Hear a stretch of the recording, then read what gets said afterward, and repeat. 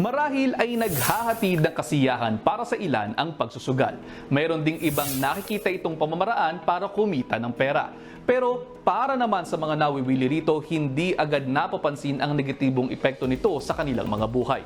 Paano nga ba malalaman kung nalululong na sa sugal ang isang tao?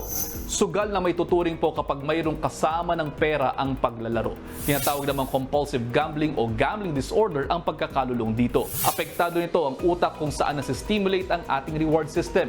May epekto rin ito sa level ng dopamine sa ating mga utak na siyang nagbibigay ng magandang pakiramdam tuwing nananalo. May hahalin tulad din ito sa droga o sa alkohol na hahanap-hanapin oras na makasanayan ninyong gawin. Mayroon namang iba't ibang risk factors na iniuugnay sa compulsive gambling. Mas at risk dito ang mga bata at middle age. Pinapataas kasi ng maagang pagkakatuto sa pagsusugal ang tsansang malulong dito. Factor din po ang kasarian. Mas maraming mga lalaki ang nalululong sa sugal kumpara naman sa mga babae. Sinasabing mas at risk din sa compulsive gambling ang mga taong competitive, workaholic, mainipin at kulang sa pahinga. Kapag lumala, maaaring mahirap na itong makontrol kahit papaulit-ulit ang pagkakatalo. Habang tumatagal kasi, mas tumitindi ang pagkaasam nating tumaya ng mas malaki. Apektado din po ng pagsusugal ang bahagi ng utak na tinatawag na prefrontal cortex. Nagdudulot dito ng decreased activity ang pagsusugal kaya mas hahanap-hanapin ito at hirap na kontrolin ang impulse. Para naman sa ilan, pagsusugal ang pumamaraan para takasan ng anxiety at stress. Pero nauuwi ang problemang hatid dito sa depression, pagbagsak ng kalusugan at pwede ring magkaroon pa ng suicidal thoughts. Mainam din po na magpatingin agad sa espesyalista kung duda kayong nalululong na kayo sa pagsusugal.